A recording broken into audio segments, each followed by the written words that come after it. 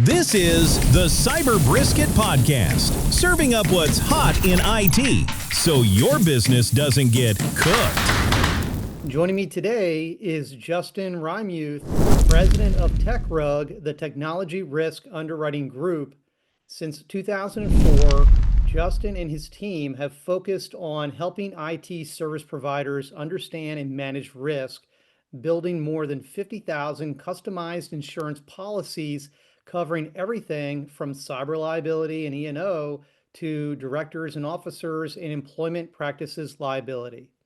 TechRug specializes in insurance solutions built specifically for MSPs, MSSPs, and cloud companies.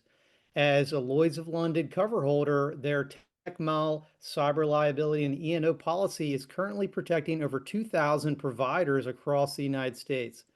Justin has a front row seat to the risks facing our industry today, so I'm looking forward to a great conversations. And Justin, welcome to the Cyber Brisket Podcast. Thanks, I appreciate the invite, Chris. And you know we've been working together for quite a while. Yeah, it's been years and years and years. Yes, and one thing I know is that every time I have a conversation with you, as infrequent as they may be, still I always get a few pearls of wisdom, and I'm looking forward, and that's why I invited you here, and I'm looking forward to hearing some of the things that are emerging here. Well, I appreciate the kind words. Yeah, no problem. They're easy to share, easy to share.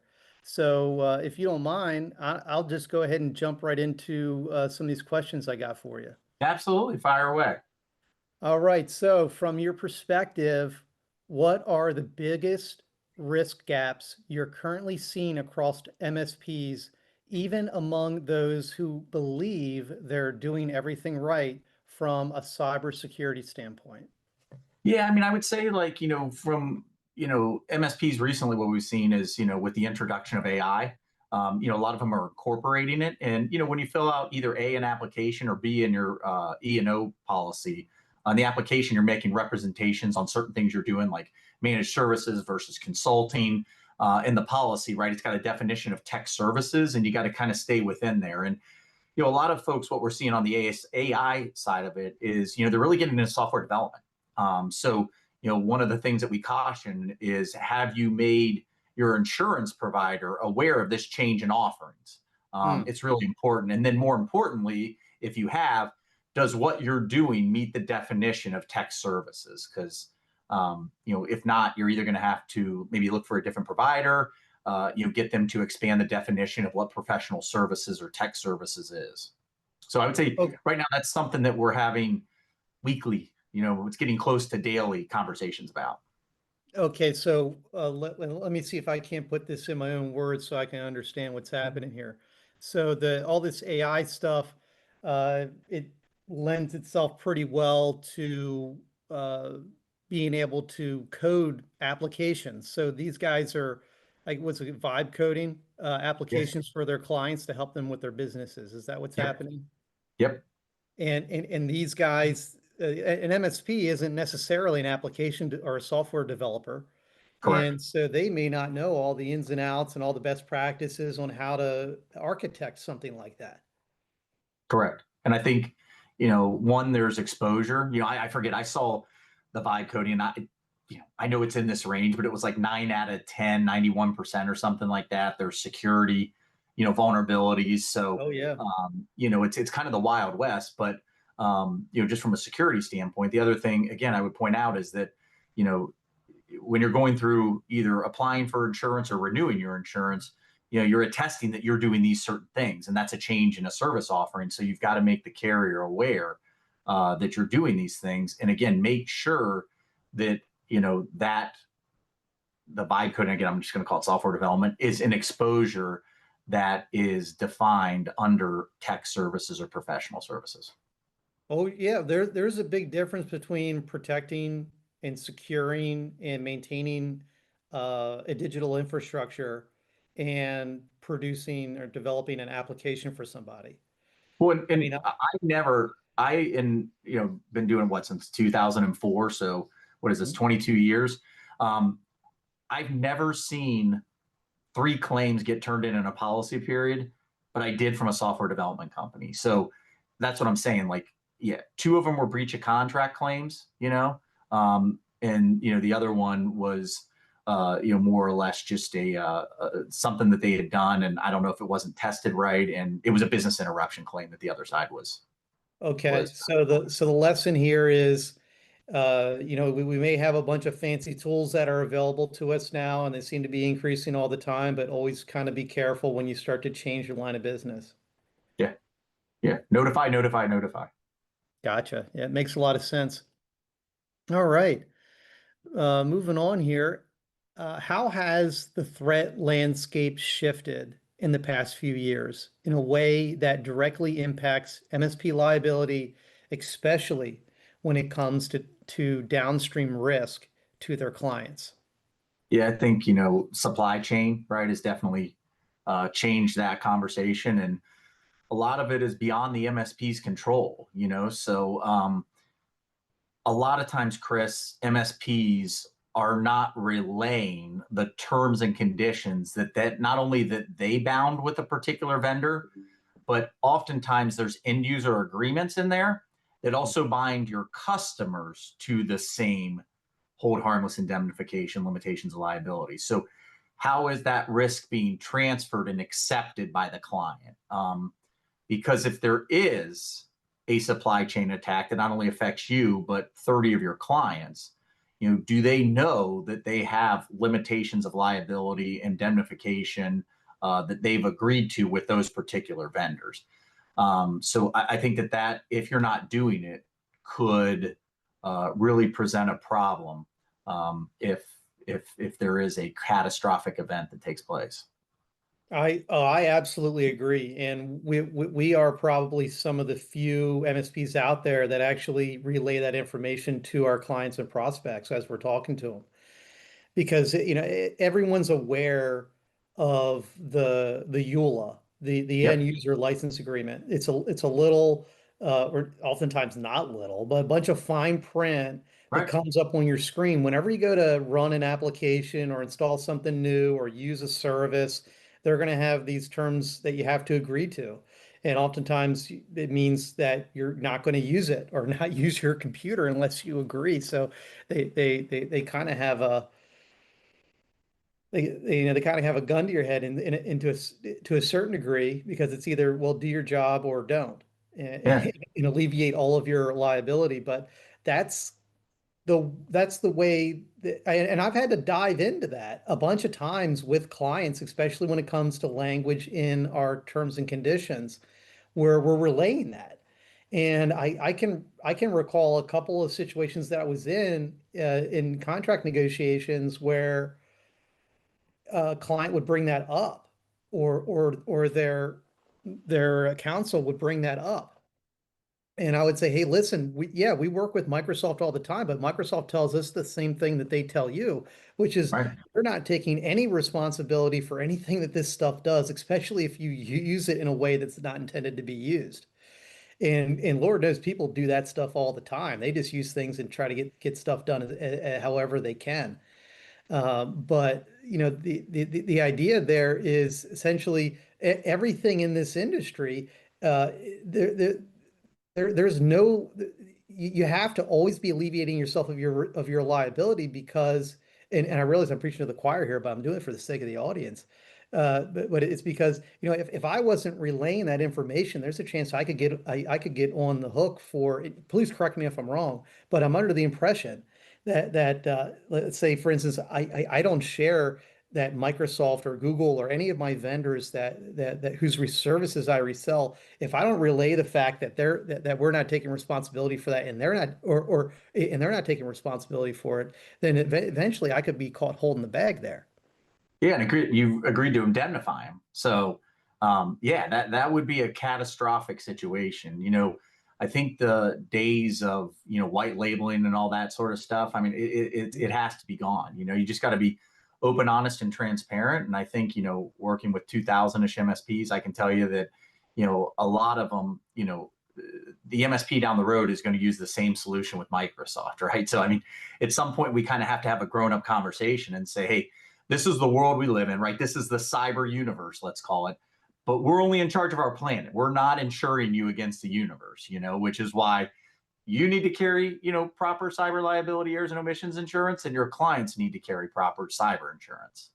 And also the way that this industry is built is in complete contrast to many other industries. So I just happen to have a lot of clients in construction for whatever reason. And in the world of construction, as I've learned through the years, the liability is always with the person doing the work. Right. And so because someone has to be responsible for it. And then in this industry, nobody's responsible for anything except for the person using the products. Right. And now, again, if you misconfigure or you do something like that, right? But if everything's done right, and God forbid there's, a 0-day attack, I mean, you can do everything right and there still's a claim. Yeah. And that's where I think a lot of MSPs, if you've got a $2 million policy and you've got 50 clients, I mean, it's what, 40 grand for each client. I mean, it just, at some point, right, I think we have to have, or, MSPs have to have a grown up conversation with their client and let them know, because client can push all the liability and, ask you guys to do the, handle the world for them.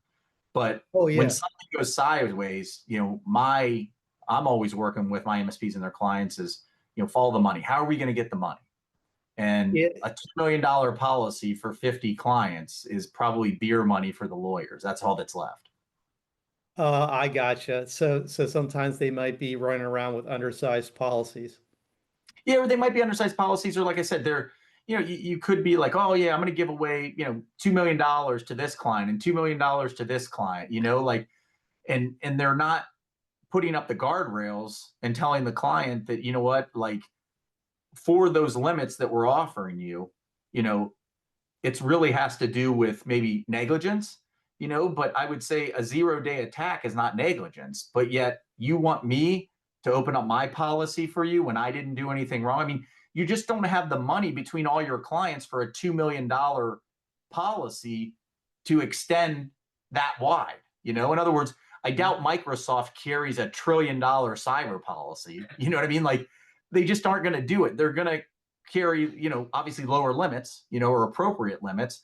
And then they're going to use, risk management or risk transfer techniques to take care of the rest. Makes a lot of sense.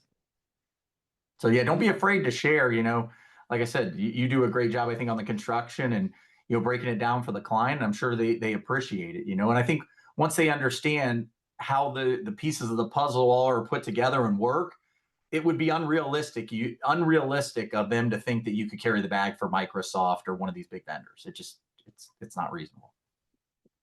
Yeah, I mean, and I've had several clients over the years while we were negotiating talk about uh, breaches and us not being and how we state in our language in our agreements that we're not responsible for breaches. And they're oftentimes taken back by that. And typically what I do, the story that I share in order to bring that around is when they go out and hire a security company to go put cameras and locks on the doors and uh, where they put the cards on the doors so they can track who's coming in and going Yeah, out, the card reader, all that stuff. But and they'll put all that security in for you, just like we'll put all that security in for them from a cyber standpoint. But the security company's not going to guarantee you that someone's not going to break into your building or break into your right. office. Yeah, it's like, you can supply them with the car, but once you give them the car, you're not responsible how they use the car. Sure. Yeah. Yeah. All right. Okay, I got another question for you here.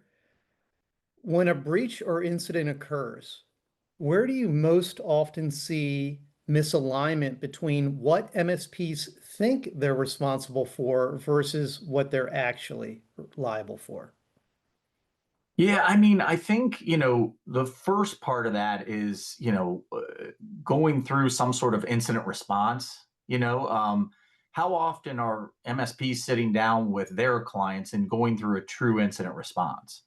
And you're going to get to a point, Chris, where the incident response enters into the client cyber policy, right? So how are you working with the client's cyber carrier to make sure that everything's aligned?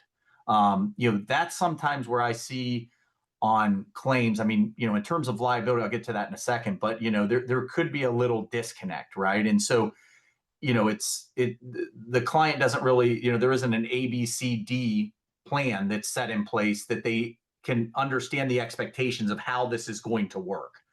It's thrown at them and there's chaos, and so I think that sitting down, much like, I mean, my son is now 20 and goes to Ohio State, but when he was in grade school and elementary school, and middle school and high school, they did fire or tornado drills where I live. That way, if something does happen, the kids know what to do. So that's kind of the first step that I would encourage the MSPs to take.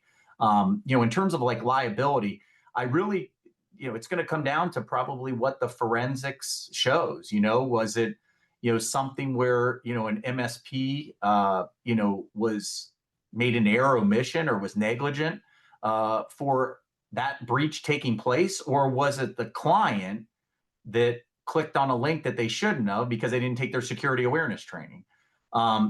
Most of the time, that is taken care of in the incident response.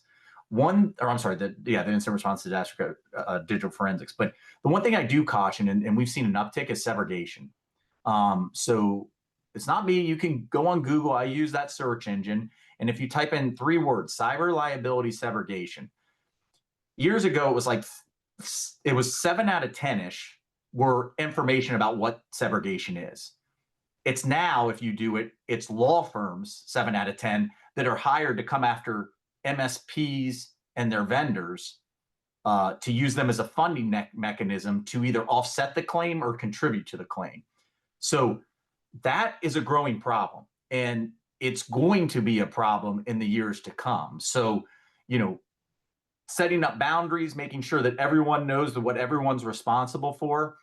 Maybe when you're dealing with a client, getting some sort of mutual waiver of subrogation, like we agree not to go after you and vice versa.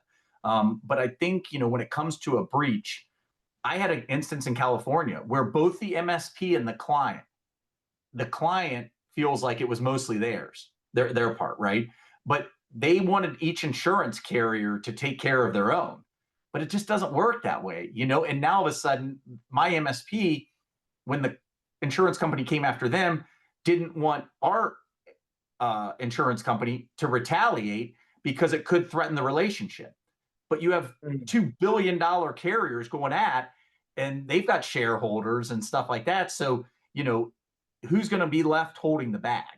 And so, I just, again, caution you, I think subrogation, it's done all the time in auto and property claims when a pipe burst, bring in who's the last person to touch that pipe? Oh, this plumber, let's go and see. Oh, you didn't quite turn that screw tight enough, so we're going to use your insurance to offset that.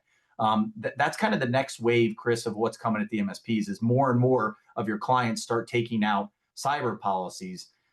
Subrogation is going to be a much bigger problem than it is today. We're already seeing it, heading that way, but it's going to be much bigger.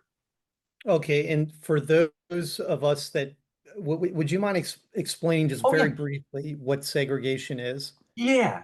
So that would be if your client's policy, your client's cyber policy, if they pay out and during their due diligence, they feel like that you or your staff or your particular MSP either caused or contributed to the loss, they're going to pay that client, I'm just going to use $100,000. But then behind the scenes, they're going to come after you and say, hey, we should have only been responsible for 30,000. You caused that 30,000 to be 100,000. Therefore, you're going to pay this $70,000. So they're going to make some kind of a case that suggests that there was some shared fault there, or potentially all of it. Okay.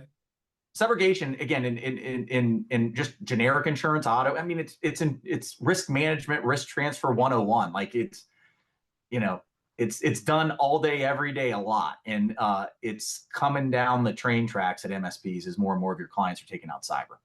Oh, yeah. So in the beginning of your response, I remember you saying something about incident response, Mhm. and that really strikes a chord with me because everybody has to have an incident response plan.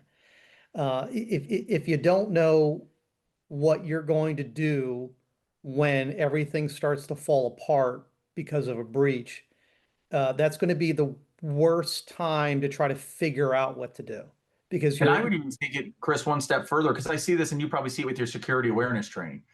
People sign up for it, right? I.e., you go to the dentist and they tell you got, cavities. So you go and you buy a toothbrush and toothpaste. So setting up and doing it is one thing. Buying the toothbrush and the toothpaste is one thing, but you still got to brush your teeth. And the amount of times we don't see people like do security awareness training when they sign up for it, or they put an plan in place, but they don't test it each year. And that to me is the crux of the problem, is that it's being set up, but it's not being tested. And again, we'll go back to just use the dentist example. If you're going to buy the toothbrush and the toothpaste and you don't brush your teeth, you're still going to go back and have cavities. It's not going to be a pleasurable trip to the dentist. So, actually, yes, get it set up, but then make it a point to test that out each and every single year. Just like, when we send our kids back to school, they're going to, depending on what part of the country you live in, they're going to go through fire and tornado drills, or maybe hurricane, whatever it is. But they're going to go through that process and test it out so that if something does go sideways, people know what to do. That's the biggest thing. I don't see the testing of it and the actual fire drill done. and a good incident response plan will say in it how often it ought to be tested. Yep. And I think it's probably accountability, right? Holding your clients accountable to do it. I mean, again, I don't have an office building, I'm in a different building now, but when I had an office building where it was shared, right? I mean, once a year, the building people would announce that they're going to blast these horns, and it would scare the crap out of you because you didn't know, you knew it the day, but you didn't know the time, right?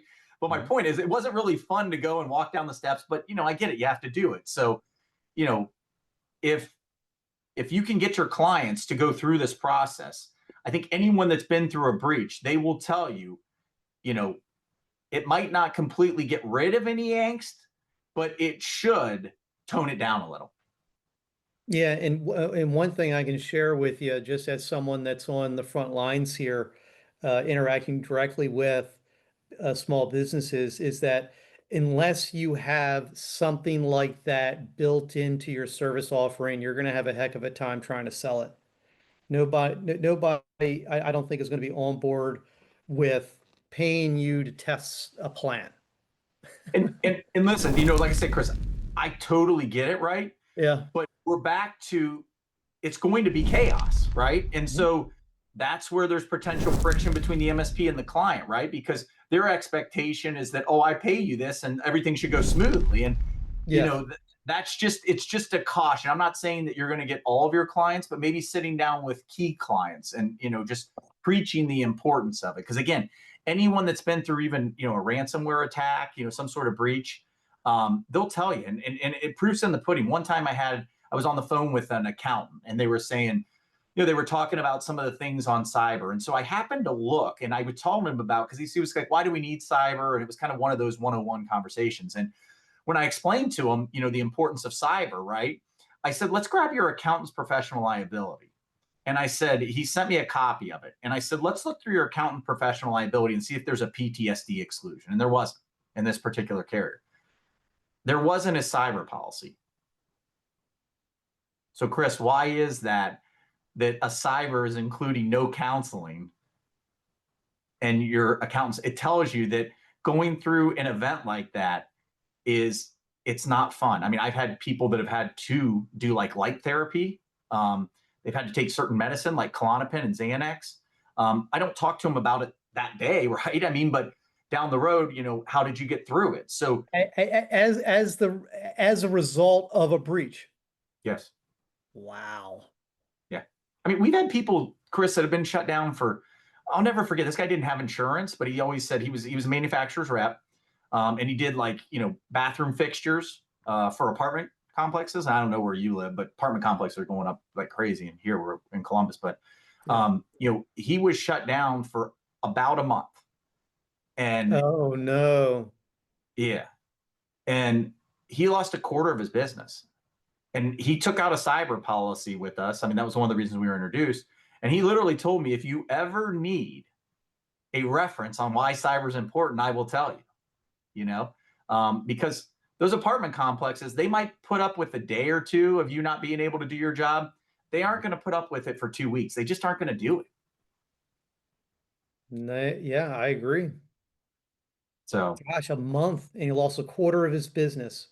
That, I mean, given that they were down for a month, which is, and it seems to me, I mean, just in my rough opinion, I don't know everything that they had going on, but that now, in seems fairness, he didn't have a cyber insurance policy, right? So he had to yeah. negotiate. It wasn't like he had, and I think I could be off, but like this is again the importance of cyber for your clients is, I think the average downtime is like 21 to 23 days without cyber. So again, if Wow. you really want to have a hard conversation, unplug your network for 3 weeks and see how life goes. You can see the stress and anxiety, right? When you said, that I literally, we've had people go through therapy and take, certain types of medicines, Yeah. because anyone that's gone through it, I think they'll tell you they have nightmares, right? I mean, there's a lot of sleepless nights. It's not the first couple that I got into, I didn't know what to expect. But now, having done this for 22 years, I know exactly what to expect, and Hmm.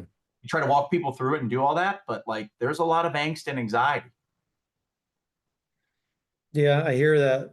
Yeah, because yeah, I mean, I can totally, that resonates with me because I run into it all day long. I mean, from an anxiety standpoint, it's like, okay, well, obviously tensions are high when the whole business is down, but good gosh, the way that some users act when they have a hard time sending an email. Uh, Like I said, it's a whole, and again, we even tell our MSPs, if your clients don't think, and I would say that the risk management, pie chart is 50% security and 50% insurance, right? I mean, those two they both need to be in place, but just unplug their network for a day and see how they work. hmm. Like, if you truly don't think that MFA is that important, or an EDR product, and you truly don't think that having cyber insurance is that important, how are you going to get yourself out of the hole? Yeah. Yeah, I have every now and then I'll run into a more senior member of staff at one of my clients, and they won't like MFA, or they don't like something that is in it's some kind of security thing that maybe causes them a little bit of inconvenience, or they don't like updating or something like that. And they'll request to have their computers not update. They'll request to be excluded from MFA. But I think oftentimes they don't realize is when we do those things, and there's some type of an adverse event that occurs as a result of it, nobody's going to be cleaning up that mess for them. And Chris, again, I try to use an example, right? You're following a standard. I'm sure whether it's NIST, CIS, whatever it is that you go to your clients, you don't wake up one day and say, oh, I'd like this client to carry this, right? I mean, Mhm. there's a standard that you're following. So apply that to, let's say, the healthcare industry. God forbid you have a sickness. Let's say it's cancer or something not good. And I'm sure it's probably inconvenience to go get chemotherapy. I'm sure it is. But guess what happens if you don't go do it? It's going to be a lot worse. And so the reason that there are standards in place is because through either events, history, past circumstances, people have found out that by doing X, it could prevent Y.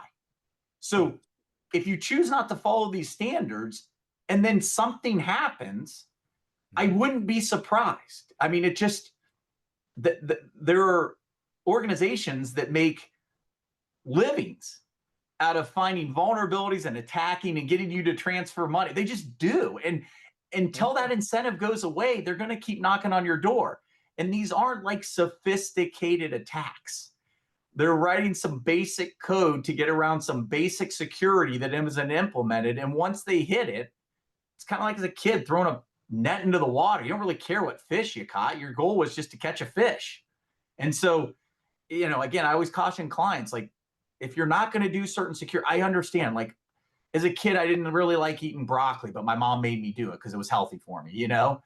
There's just certain things that you got to put up with. If you don't, there's a whole other group out there that's willing and ready. And I don't know if it's going to be 2 months, 2 days, 2 weeks, 2 years, but they at some point will expose that vulnerability and they're going to cash in. Oh yeah, and so that now I'm starting to think back to earlier when you were talking about supply chain, and that is huge. I mean, the majority of the big breaches that I hear about are supply chain focused. I remember hearing a story a few years ago from from a guy that I use for security that helps advise me on security practices, and they had a client that uh, that ACH'd $500,000 out to some threat actors. So and they never got breached at all. What had happened was that one of their vendors got breached, and they were dwelling in the vendor's system for about a year Mhm. before they struck. They spent that year collecting all kinds of information about what people are emailing to each other, how they're updating payment information with each other. And what they did was when they were ready to strike, they went out and they registered a domain name that was maybe one character off Mhm. from the vendor's domain name, and they crafted an email referencing a contract and expected payments with some updated ACH information. Mhm. And the the finance person at this particular client is just kind of going through their day, doing things. They get the email. It looks legit. It's referencing legitimate contracts, and there's updated ACH information in there. So they ended up just sending out $500,000 ACH, and then after that, a bunch of thousands of other little tiny transactions, and it's gone. I'd love to tell you that I don't hear these things weekly, almost daily, but I'd be lying to you. In that particular situation, organizations, MSPs, their clients, you have to implement dual authorization. So Sure. if you have a request that comes in via an email, you know, are you validating that it was legit by calling people, texting them? Mhm. And if people would just do that, right, that whole situation could have been avoided. Oh yeah, and when you're doing that, I think dual authentication, is that what you called it? Or dual authorization, yeah, just Dual verify another authorization, yeah. means other than the means with which it came in. Yes, yes. Yeah, and I like the way that you elaborate that, using means that you have versus what came in. Because I can think of at least one other occasion where somebody was emailing one of my clients, and they had updated the signature. So what had happened was they took over the email account of one of their clients, and they updated the signature in the email as they're blasting things out through that person's email address, as they do, with different phone numbers in the signature, Yeah. so that when they called the phone number in the signature, they're calling the threat actors, and they're like, oh yeah, everything's fine, just go ahead and click on whatever. And that's what I said. It's like somebody knocking on your house and then you asking, or if they're climbing through your window and you ask them like, are you here to rob my house? No, I'm not here to rob your house. What do you think they're doing? So Yeah, again, the email that comes in, ignore it. The signature's probably fake. The yeah. phone number's probably fake. Go on to the internet or some other means, right? Go Verify, go to your reach out, contact list of what you had recorded reach before. out to the person Yeah, and just verify that it's actually he or she. And again, with AI and deep fakes, I mean, this is only going to get worse. So you know implementing these practices and procedures today are vital. very good. All right, I got moving on to my next question here. What are some of the most common misconceptions MSPs and their clients have about cyber liability and E&O coverage, and how do those misunderstandings create exposure? I mean, I think one of the misses that listen, I hate to say it, is that it's going to pay out. You know, isn't my data. But if you Google, cyber liability insurance claims, plug in, 24, 25, it works about 60% of the time. So why is that? Couple things. I think a lot of times, if you're talking to your client and you say, hey, we've got MFA, on email. What registers to them is they have MFA in place. So they may get an application and a carrier may ask, do you have MFA in place? And they say yes. Well, the MFA is on one component. It's not on remote access. It might not be on routers and switches.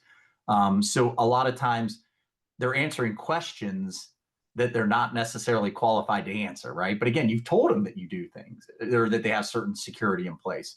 So they're not going through the proper channels to verify it.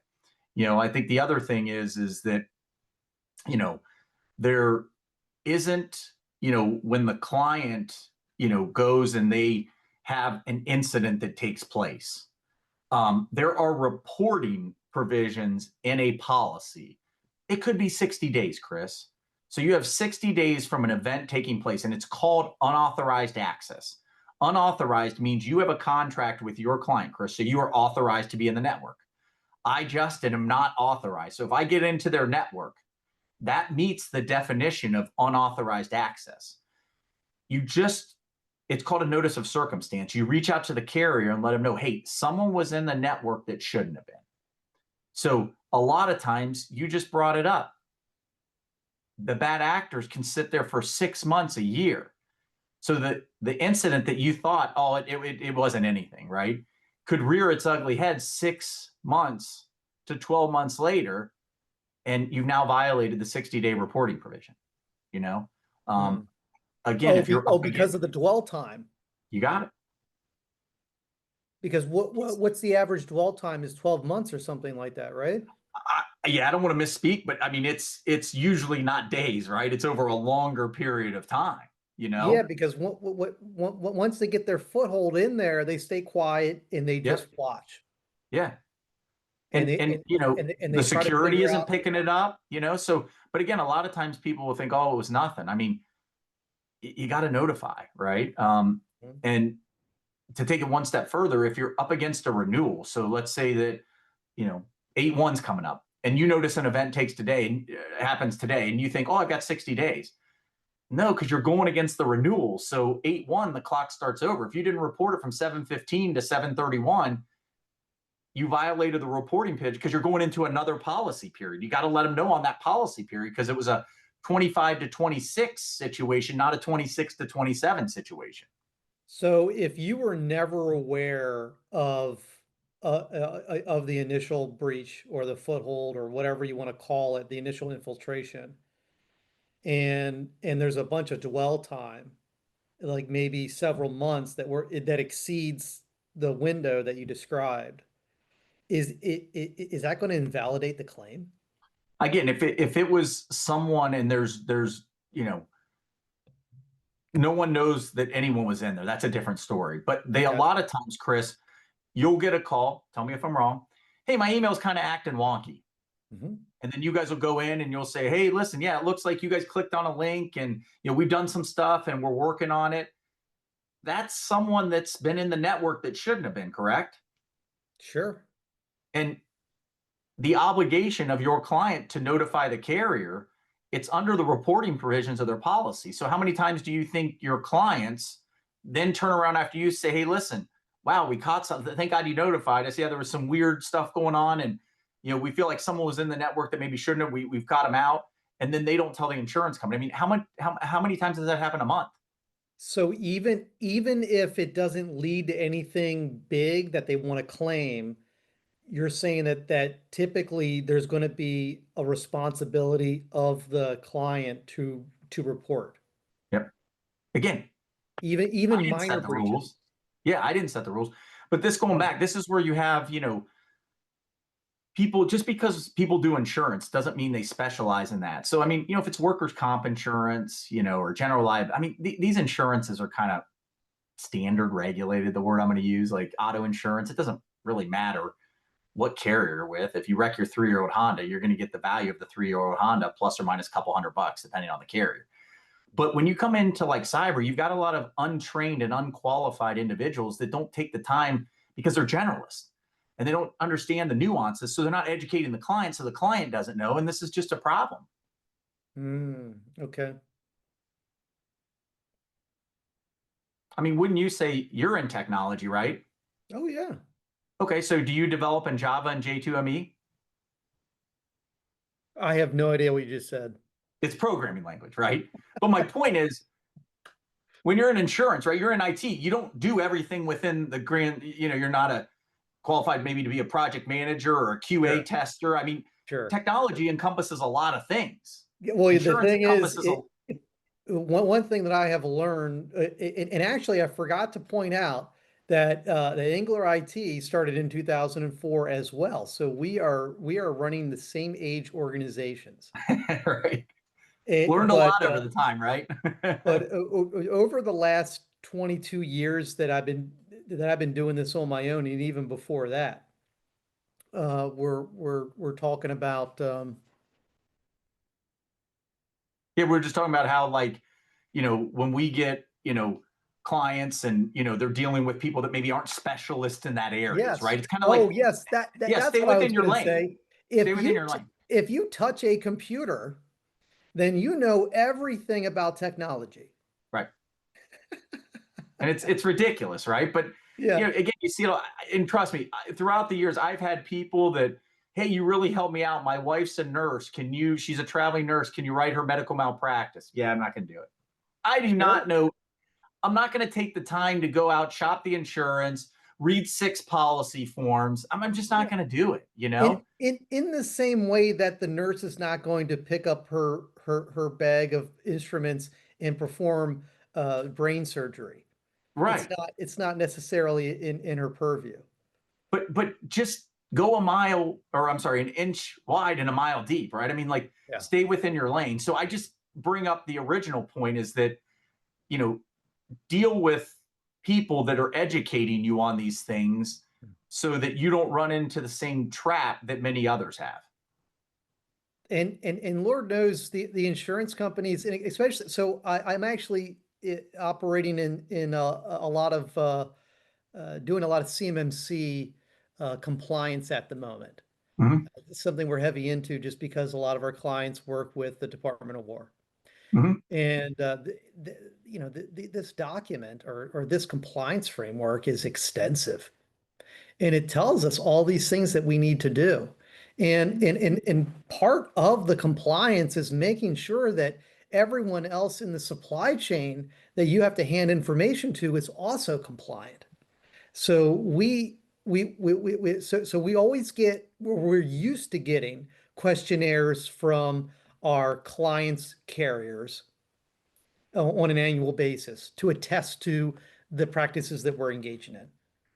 Right. And now what we're also starting to see is a lot of very or yeah, a lot of very intrusive questioning, very Yeah. highly detailed questions from our clients asking about what our clients are engaging in, what cybersecurity practices they engage in, and also what Engler IT, as their IT service provider, what practices we engage in as well. Right. Yeah. And you even see, to add another layer to it, you see a lot of insurance carriers now, cyber carriers, that are getting into offering certain services, whether it's EDR, XMDR, Yeah, because oh gosh, I have seen this. I haven't seen this personally, but I've had several colleagues bring this to my attention. yeah, it's not going away, and so and there's even certain carriers that, again, caution to the MSPs, they set up an insurance silo, and then they set up a security silo, and you don't even have to be an insurance policyholder to access their security. Yeah. Now, I'm sure once they get you on the security, they're going to share it with the insurance side and vice versa. But carriers have created 2 separate silos for your clients, but, they just feel like right, wrong, or indifferent. Me being a cover holder, I had to shop my insurance around. So I've had a lot of high level conversations. There's just certain things that they feel they can do better than the MSP can. And it's not like some people are coming up with their own, solutions, and other people are partnering with vendors that you partner with. So, it's just something to, again, this is more probably for the MSP, it's something to pay attention to. I mean, Well, years I think ago. even on the client side. So whenever I think about a situation like that, where you're talking about the insurance carrier is going to be coming in with their own security for the computers, you're talking about bringing in this other party that we have to coordinate with to make Yep. things happen. Yep. And one of the things that I like about my approach is when I come in, I bring in everything with me because Right. it allows me to make sure that all the players of the game are providing the outcome that I have promised to the client. Right. And if the client starts bringing in other parties that I'm not familiar with, that more than likely are not going to play very well with everyone else in the sandbox, it doesn't make up for the inefficiencies. It doesn't make up for the frustrations associated with having more than one cook in the kitchen, if you will. No. And listen, I still stand by, just because you're an MSP, right? They're not all run the same way. And I would trust the better run MSPs 100% of the time. I mean, we deal with, these people, and they're really, really good at their job. It's just, you got to interview and get with the right MSP because, not all things are created equal. Let's just put it that way. I agree. I agree. Yeah. And typically, especially if you're dealing with uh, people of high integrity, you get Right. what you pay for. Listen, it's so true. And, there's usually going to be a reason if there's a price difference that there's that big of a price difference. Yeah, The security isn't good. It's not as elaborate or comprehensive.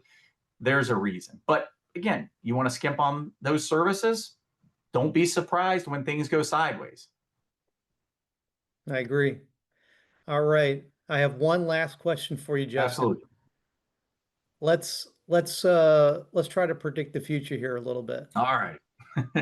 Looking ahead, what emerging risks or trends should MSPs be preparing for now to protect both their own business and their clients over the next 2 to 3 years? Oh, geez, man, that's a tough one. I mean, probably the easy answer is AI, right? I mean, just because it's so much is being invested in it. Um, but can I take it one step further? Please. I think the reason when I started TechRug, right, is when I was in insurance, I used to own an IT company with two other guys. And then, when we got out of that and I got back to insurance for the first couple of years, I did, standard insurance. And it was boring, honestly. I mean, I'm coming from the tech where things are changing. But I was sitting down with a client and he happened to own an IT company. He said, "Wow, you really understand IT. Is this something you specialize between IT and insurance?" And I started looking around and I noticed that, the hardware providers really dictate how we're going to consume IT services, right? Because they want to be able to sell hardware. So, we had the cloud back then. It was called ASP, Application Service Provider. And then we went to a break fix model. And then, the break fix model wasn't convenient. So we went to the cloud, which is a version of the ASP. My prediction, because things are going so crazy, I think in 10 to 15 years, I don't know what it's going to look like, but with people now, I'm already starting to believe they don't believe the emails coming in and they're worried about the supply chain attacks. I think we'll be in some sort of break fix model again in 10 to 15 years. So I would say that is more of my prediction because, Wow. yeah, I don't think you can afford, to have certain vendors that if they have a supply chain attack can disrupt banks and airlines. It's too much, right? And then I think on the smaller level, I don't think that clients now that I've talked to, some of them are saying, you know what, I just prefer to write a check anymore, because I don't know, anyone that if you've closed on a house or anything, you have to send a large lump of money. I mean, a large sum of money, they get scared, right? And is it really going to where it's going? So I think it's going to change it. And I think it's going to go back to that. I could be an idiot and I could be wrong, but we've had a cloud version, called an ASP. And I think with all that I'm seeing, I think we're going to go back. I don't know what it's going to look like, Chris. I'm not here to say it, but it will be closer to a break fix model than it will be a true cloud model. So I'll leave with that prediction. So we had at some point some centralization going on and then some decentralization, and now you see that as a cycle, and we're going through a period of centralization now, and that kind of whenever you start to do a bunch of centralization, you start to have all your eggs in one basket, and that becomes But a let me hard one. ask you right now, right? If you just cut a check versus that company sending that, you know, that you alluded to earlier, right? The 500,000 or whatever it was, Mhm. you know, and again, I'm not saying, but under the old school techniques, that was harder to do. Like if I had paper files and they're in my office, you got to come break in my office. I actually Yeah. have right here. It's the best $49 investment. I've got a password manager. I don't keep it online. I know one password and this keeps all my passwords. You can't Mhm. hack it. You can't hack it. What is that? It's a password manager. It's actually called Reczone, REC Zone. I've It's like, never I've never heard of a password manager device. I'm always just well, using an app or something. yeah, it's $49. I know one. I have to remember one password, and it unleashes all my other passwords. Does it hook up to your computer or do you have to type No, I everything keep in it manually? disconnected. I don't want my bank and stuff like that Wow. on there. I don't do it. I live in this world. I see what happens, with this stuff. So, if you have me personally, right? If I had one password that unlocked all my passwords Hmm. and that's kept somewhere in the cloud and somebody gets their hands on it, I'm in big trouble. That is true. So I keep one at my office and one at my house. Do they talk together? Like if you Yeah, update one, no, so you're totally offline with offline, that thing. Wow. offline. So, but I just think that, what I'm seeing, right, and just based on history too, is that, some people, they're getting, like you said, they're all the security that they have to place, get into place just to log onto their computer. I think if they had a server in their office, a lot of people would probably enjoy that now, right? It's like if there's a supply chain attack and it affects others, Hmm. but when the server's in my office, if I mess up, it only affects me. And I think people are willing to live with, I only want to be affected. I don't want others to affect me.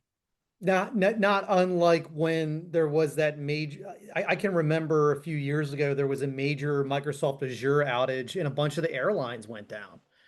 Yeah. Pretty much all air traffic was grounded except for Southwest because they were using a 40-year-old computer system that was There you go. supported by it.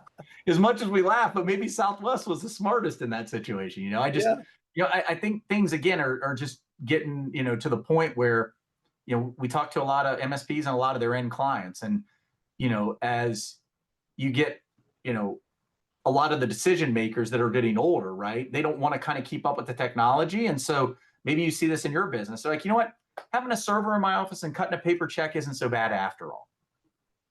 I have heard many a story of folks migrating to the cloud and then reversing the decision. It's Yeah. costly to move back and forth like that, but when you're talking about a certain amount of ROI, starts to make sense. So that's my prediction, right? Justin, thank you so much for spending some time with us, sharing your experience, your knowledge. Always a tremendous benefit to me, and I know will be a tremendous benefit to anyone who watches. No, I appreciate it, brother. Chris, you've always been a great guy and a great client. So, I appreciate you inviting me and, having me on today. So.